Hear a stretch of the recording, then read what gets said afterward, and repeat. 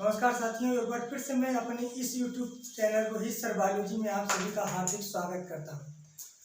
आज का जो टॉपिक है वह पारिस्थितिकी या पारितंत्र से है, जिसे हम इकोसिस्टम के नाम से जानते हैं। आप थोड़ा ध्यान दीजिएगा कि पारिस्थितिकी तंत्र या पारितंत्र होता क्या है। तो हम जानते हैं, सबसे पहले इसको जानने से पहले हम जानते हैं कि वातावरण क्या होता है, यानी इन्वायरमेंट क्या होता है। इन्वायरमेंट क्या होता है या वातावरण क्या होता है।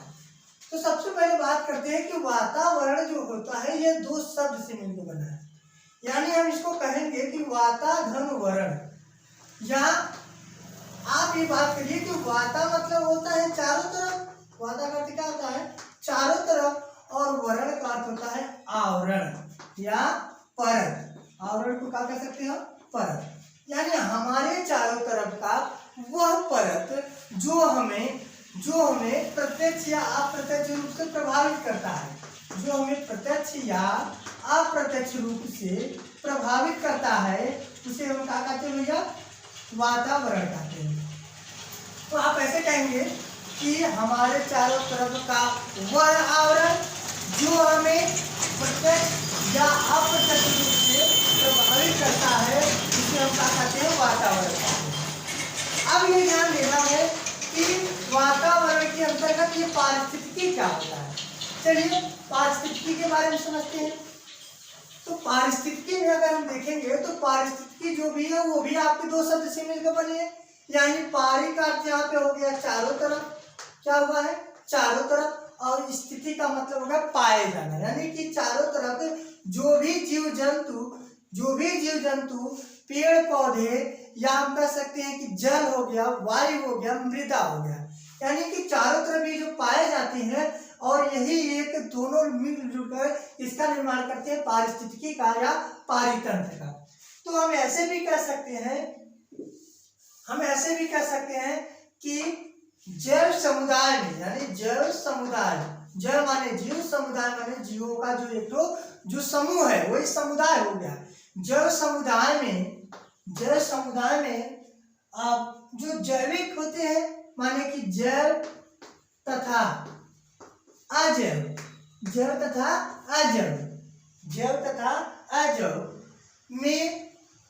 में जो पारस्पर संबंध होता है, पारस्परिक जो संबंध होता है, उसी को हम क्या कहते हैं भैया, पारिस्थितिकी तंत्र या पारितंत्र कहते हैं। तो आप कह दीजिए कि जैविक तथा अजैविक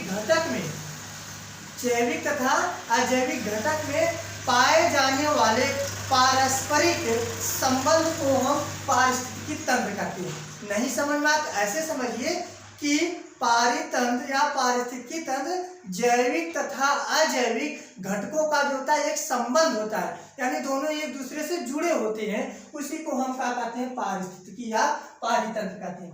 तो इसमें से जो इम्पोर्टेंट वो है, हम बताया थे आप लोगों को, यह टेट, सी-टेट या किसी भी कंपटीशन एग्जाम में इसके बारे में सबसे ज्यादा पूछने वाला प्रश्न यह है कि इकोलॉजी का सर्वप्रथम किसने प्रयोग किया था, यानी इकोलॉजी शब्द का प्रयोग सबसे पहले किसने किया था।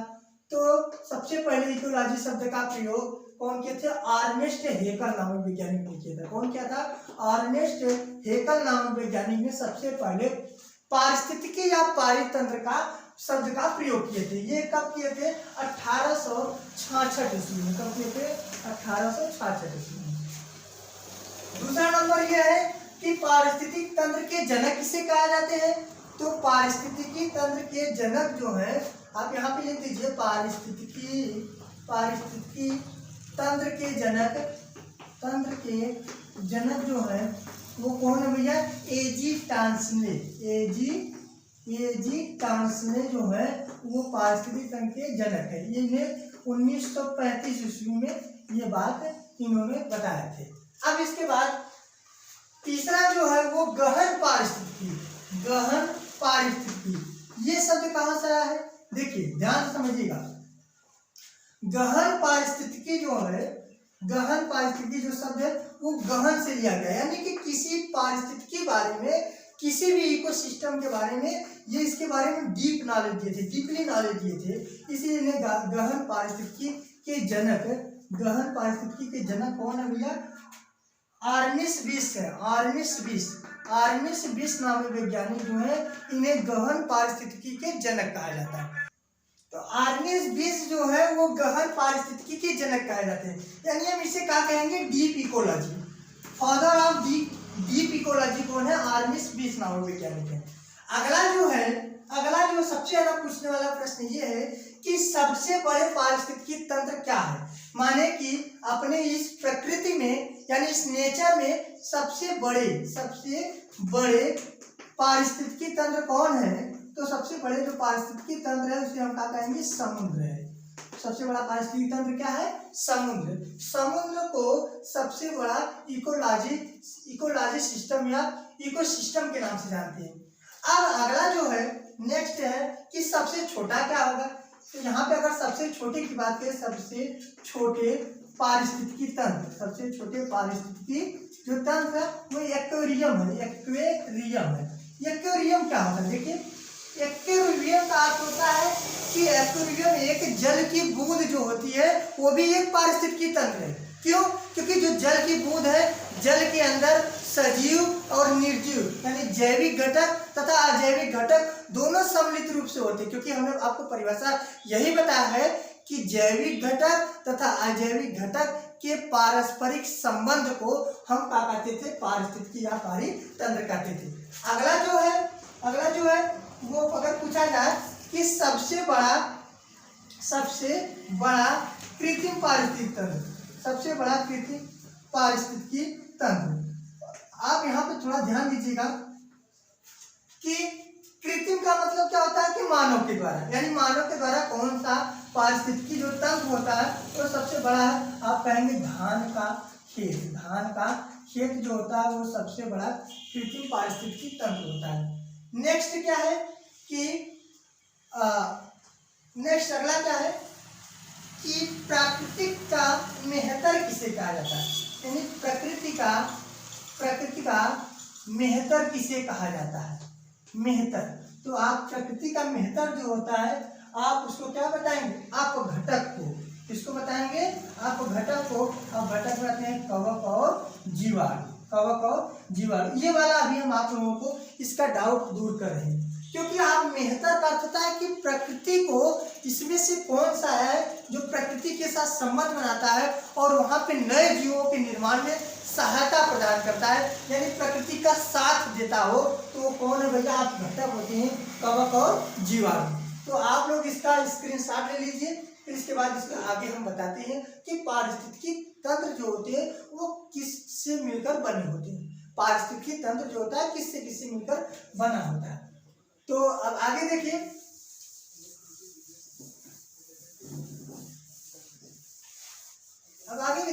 कि पारिस्थितिकी तंत्र जो होता है वो किससे मिलकर बना होता है। अगर हम बात करें कि जो पारिस्थितिकी है, यानी पारिस्थितिकी यही मान लीजिए ये पारिस्थितिकी है, तो हम बताए थे ये सजीव और निर्जीव के बीच के में संबंध होता है, यानी सजीव और निर्जीव। जैसे अगर हम बात करें धान के खेत का, तो धान के खेत में जो धान का पौधा होता है यानी जो प्लांट होता है, अब पौधा उगेगा कहाँ? तो आप कहेंगे भैया मिट्टी में। कहाँ उगेंगे? मिट्टी में। अब इसको उगने के लिए जल चाहिए। क्या चाहिए? जल चाहिए, वायु चाहिए। क्या चाहिए? जल चाहिए, वायु चाहिए, यानी मृदा चाहिए। जल, वायु और मृदा, ये धान है, इसे जल, वायु और मृदा चाहिए। अब साथ ही साथ इससे कुछ जैविक घटक जुड़े होते हैं, जैसे हम कह सकते हैं कि टिड्डा होता है। टिड्डा क्या होता है? यानी ग्रासहोपर जो होता है वो टिड्डा होता है। साथ ही साथ अगला जो है, और टिड्डा को भैया मेढक खाएंगे। कौन खाएगा भैया? मेढक खाएंगे। अब मेढक को जो होगा वो सर्प खाएगा, यानी सर्प खाएगा। और सर्प को कौन खाएगा भैया? चील या बाज खाएंगे। अब ध्यान दीजिए, देखिए ये सब क्या है? सजीव। ये सब क्या है? सजीव है। और ये क्या है? निर्जीव। तो ध्यान दीजिएगा कि हम आपको बताए थे सजीव और निर्जीव के बीच में जो पारस्परिक संबंध होता है उसी को हम कहते थे पारिस्थितिकी। या इसका नाम अगर हम कह दे, इसे हम कहते हैं अजैविक, इसे हम क्या कहते हैं अजैविक, और इसे क्या कहते हैं जैविक। तो हम ऐसे भी कह सकते हैं कि पारिस्थितिकी तंत्र के निर्माण में जैविक तथा अजैविक दोनों भाग लेते हैं। यानी जैविक को हम सजीव कहते हैं और अजैविक को हम निर्जीव कहते हैं। आप लोग देखते रहिएगा, आप लोग ये जरूर समझ में आएगा, और हम इसका लगभग कई बताएंगे उदाहरण, टेंशन मत लीजिएगा। यानी अगर हम कहें कि पारिस्थितिकी तंत्र को निर्माण करने के लिए कितने लोग भाग ले रहे हैं, आप कहेंगे पहला होता है जैविक घटक। कौन होता है? जैविक घटक। और दूसरा का कौन होता है? अजैविक घटक। जैविक घटक और अजैविक घटक। जो जैविक घटक होता है ये 3 प्रकार के होते हैं। जैविक घटक कितने प्रकार होते हैं? 3 प्रकार के होते हैं। पहला होता है उत्पादक। क्या होता है?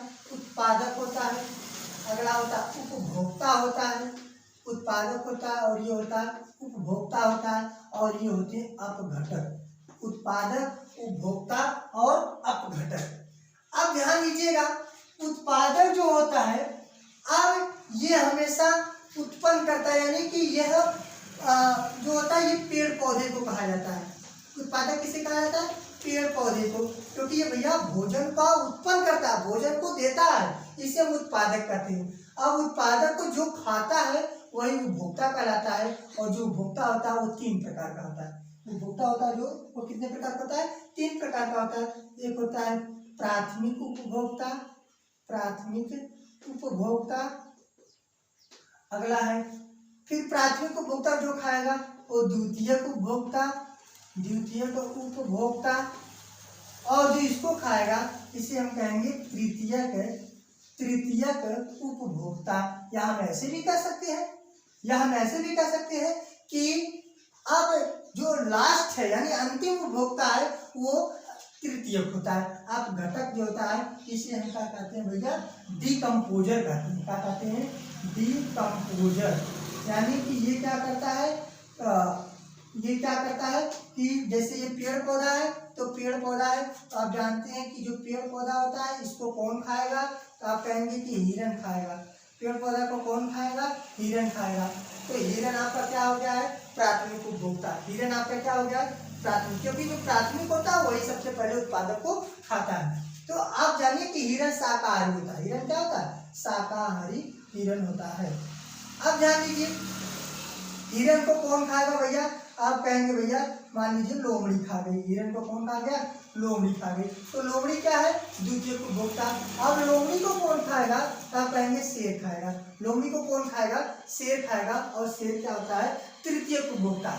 अब शेर को कोई खा नहीं पाता है। शेर जब बुढ़ा हो जाए या शेर स्वयं से मर जाए तो भाई बात की बात है कोई उसको खा जाए, लेकिन जब तक शेर के पास ताकत होता है इस शेर को कोई नहीं खा पाता है। इसलिए शेर को क्या कहा जाता है? तृतीय उपभोक्ता कहा जाता है। अब शेर मर गया, शेर मर गया और शेर को सड़ाएगा कौन? अब घटक सड़ाएंगे। कौन सड़ाएगा? अब घटक। अब घटक कौन कौन होता है?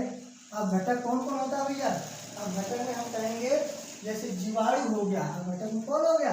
जीवाणु हो गया, ठीक है, कवक हो गया। अब इसको सड़ाएगा, यानी जब सड़ाएगा तो भैया वहां से नया पौधा उत्पन्न होगा।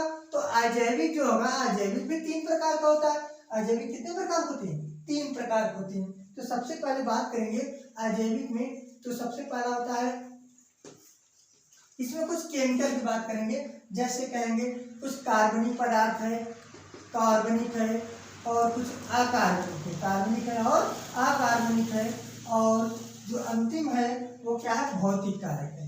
कार्बनिक है, अकार्बनिक है और भौतिक कारक। यानी ये कार्बनिक, अकार्बनिक और भौतिक ये मिल करके एक नए पौधे को उत्पन्न करेंगे, और जो पौधा उत्पन्न होगा फिर उसको हिरण खाएगा और लोमड़ी उसको खाएगा और शेर उसको खाएंगे। कहने का ये अर्थ है कि किसी भी पारिस्थितिकी तंत्र का निर्माण करने के लिए जैविक घटक तथा अजैविक घटक के बीच में परस्पर संबंध होता है। इसी को हम पारिस्थितिकी तंत्र कहते हैं। तो अब अगर हम जैविक घटक की बात करें तो जैविक घटक के अंतर्गत कौन कौन आएगा?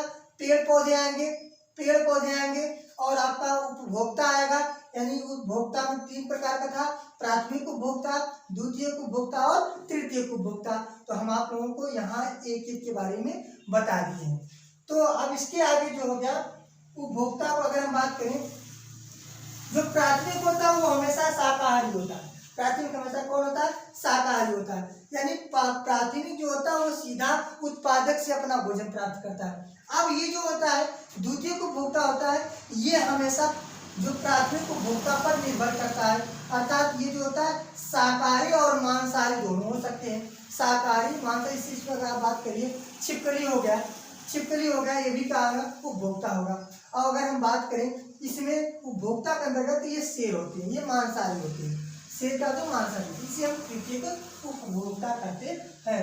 अब हम आप लोगों को इसके बाद एक एक पारिस्थितिकी तंत्र के बारे में बताएंगे, जिसमें आप लोगों को जैविक घटक अजैविक घटक कौन किस पे डिपेंड होता है। तो हम हमारा वीडियो आप लोग लाइक कर दीजिएगा और अपने दोस्तों तक शेयर कर दीजिएगा। ये समझ लीजिए कि बहुत ही इंपॉर्टेंट टॉपिक है। धन्यवाद।